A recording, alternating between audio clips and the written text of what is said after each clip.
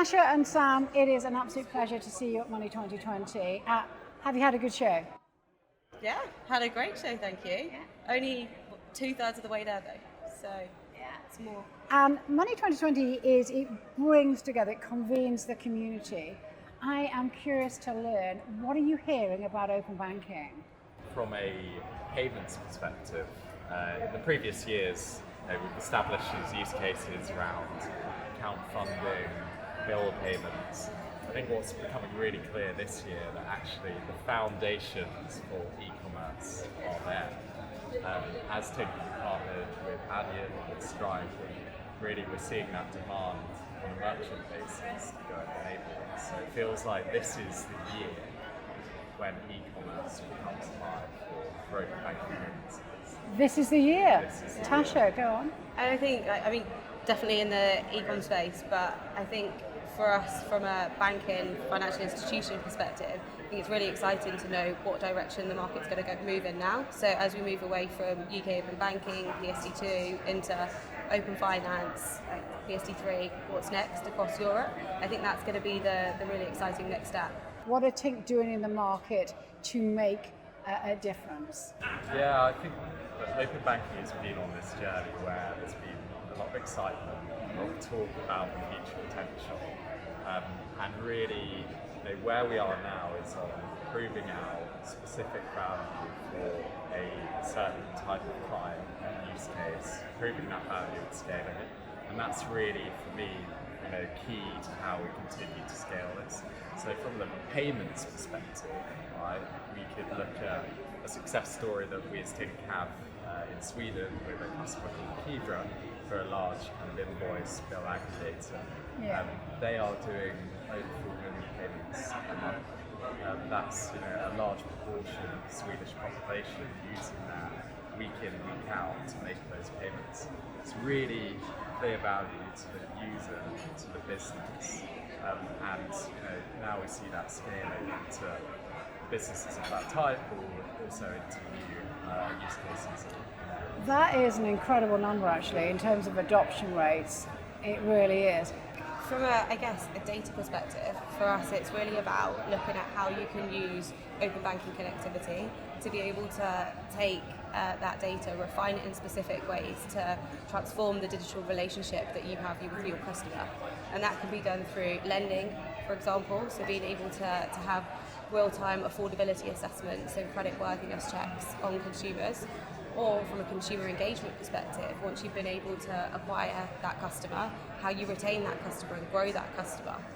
And this is something, that consumer engagement piece, that we've been pretty bullish on at Tink, particularly more recently as we've decided that we're going to be partnering with Ecolytic, which is a sustainability solution, climate tech business, which is Visa backed, and we're actually embedding that software embedding that tech within Tink on the platform. I'm intrigued. I want to come back to the lending piece in a moment, but sustainability, everybody needs to do their bit to save the planet. Please tell our global audience more. Yeah, absolutely. So I think we feel really strongly around this as well, and financial institutions have a big part to play in this piece too. So what we do at Tink from a data access perspective, we're able to obtain data through consent, of course, through open banking, aggregate transactions, combine that with internal bank transactions, provide that holistic view. But then our partner Ecolytic, what they're able to do is associate carbon emissions with that transaction as well, so that you have this clear understanding of what your carbon footprint is.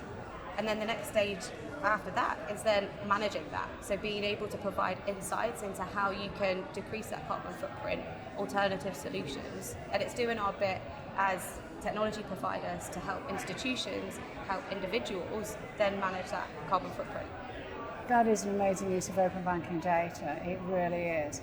So just to go back to the lending use case that I wanted to explore a little more with you. Lending, I know that's a big segment for you to get into, or maybe you're already doing a huge amount into.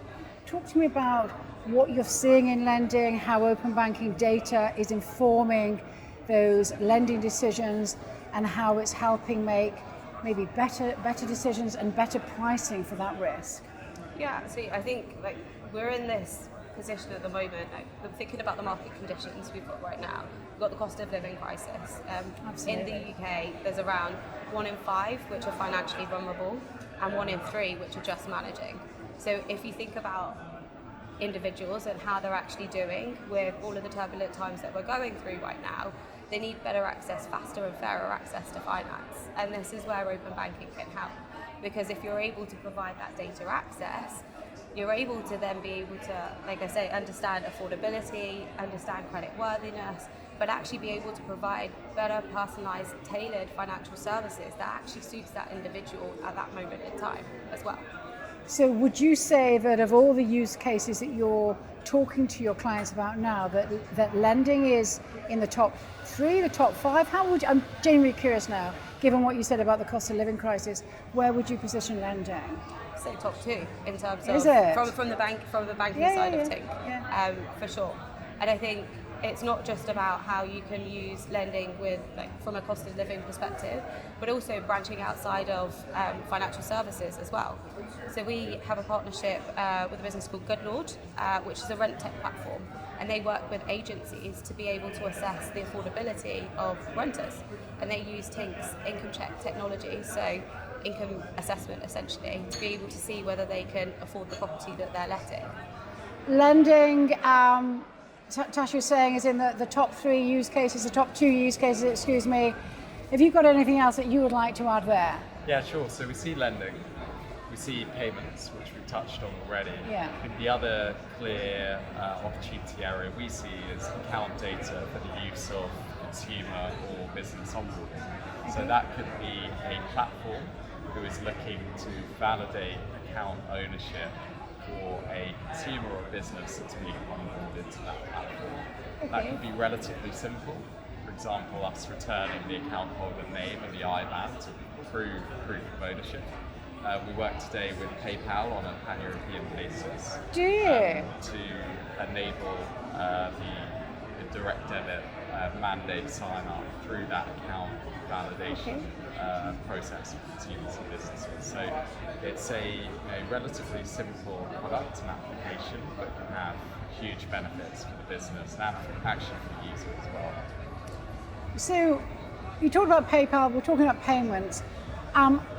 Talk to me a little bit more around the adoption of payments. What do we need to do as an industry to accelerate that? It's a great question, and it gets asked a lot. Open banking payments, have they taken off now? As always, the answer is nuanced, right? So we see pockets of incredibly strong adoption where the use case is the right fit for open banking payments, and actually the business that is enabling that activity is either pushing their users towards the payment method or using some kind of active incentivization to drive that volume. So you see, within account funding, this is a really great low-cost mechanism that actually is lower friction than other payment methods.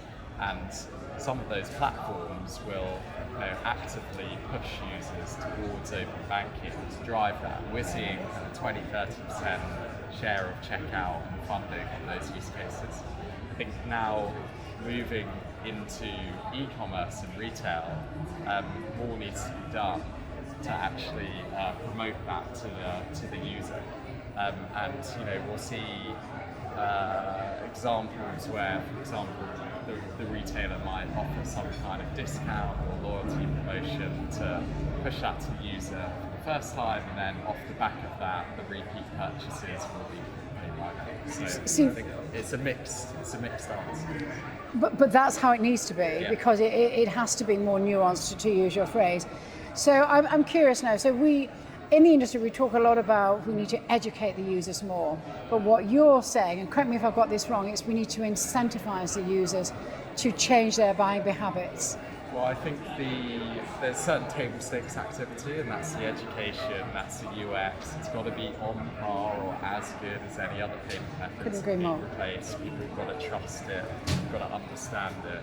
But actually, when there's a variety of different methods at checkout, obviously the first time a user goes through that, they've got to be nudged in some form to get there, and you can't just rely on people being interested or randomly exploring new payment methods. They will be nudged towards that. And incentivized.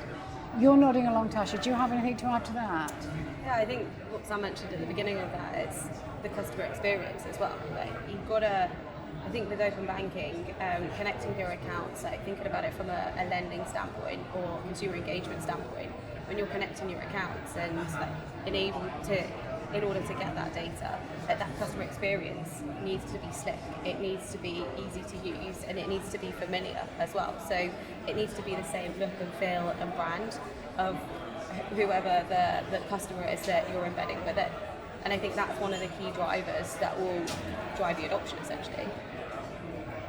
That is absolutely fascinating. So I wonder then, this time next year, what will we be talking about? Will we still be, will I be sit here and asking you, well, let's not look at it through the innovation lens, let's talk about adoption, let's talk about use cases, or will we have moved on materially?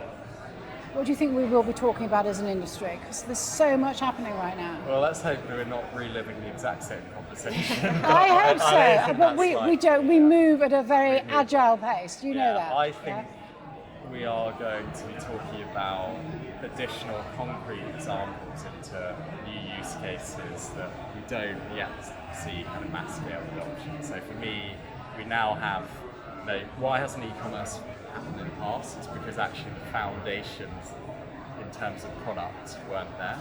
Now we have built the required kind of product pieces. We're enabling the ecosystems, the likes of the Addians, the Stripes. We're going live with that first kind of cohort of retail merchants. And I think off the back of that, we're going to see some really, really powerful success stories. So it's going to be a question of how do we now accelerate this more.